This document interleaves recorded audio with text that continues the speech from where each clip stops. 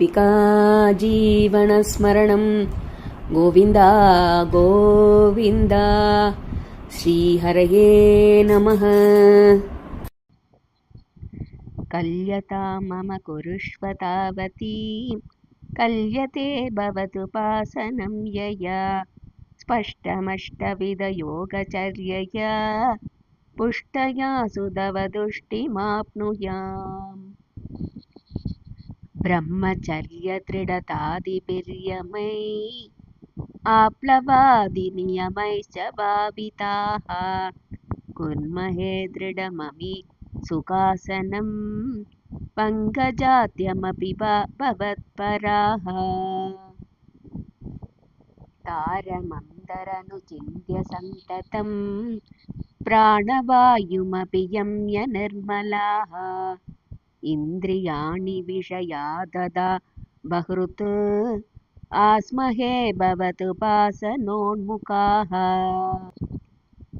अस्फुटे बभुषुते प्रयत्नतो धारयेम दिशनां मुहुर्मुहुः तेन भक्तिरसमन्दरात्रता मुत्वहेम भवतङ्घ्रिसिन्तकाः। विस्फुटावयवभेदसुन्दरं त्वत्प्रभुः सुचिरशीलनावसात् अस्रमं मनसि चिन्तयामहे ध्यानयोगनिरतास्त्वदाश्रयाः।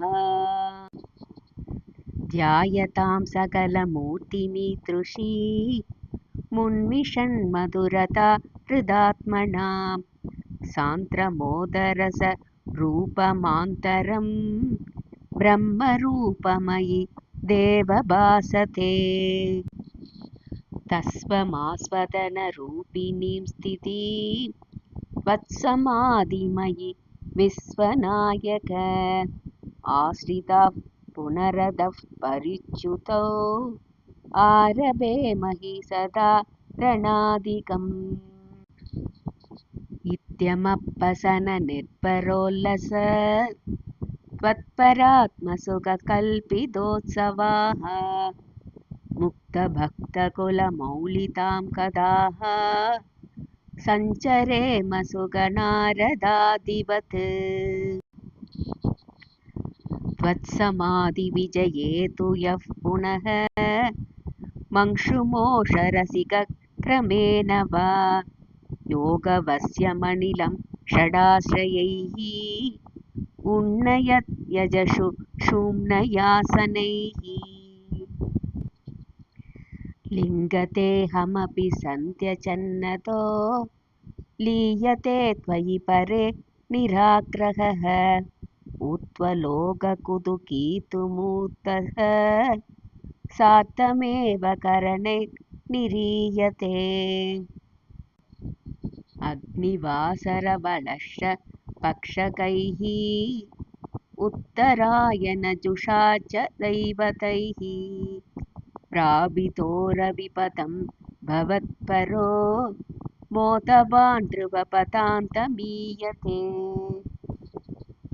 आस्थितोतमहरालये यथा शेषवक्त्रदहनोष्मनात्यते ईयते भवतु पाश्रयस्तथा वेदसः पदमदः पुरैव वा।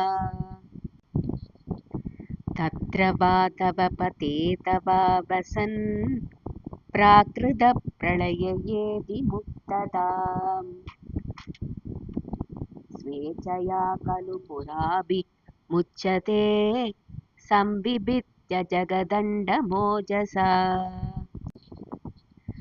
तस्य सक्षिदिभयो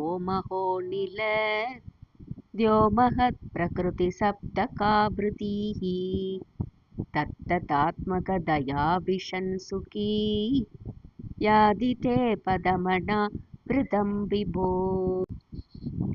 अच्छिरादिकदिमीदृशीं व्रजन् विच्युतिं न भजते जगत्पते सच्चिदात्मक भवद्गुणोदयात् उच्चरन्दमनिलेश पाहि माम्। गोपिका जीवनस्मरणं ಗೋವಿಂದ ಗೋವಿಂದ ಶ್ರೀಹರಯೇ ನಮಃ.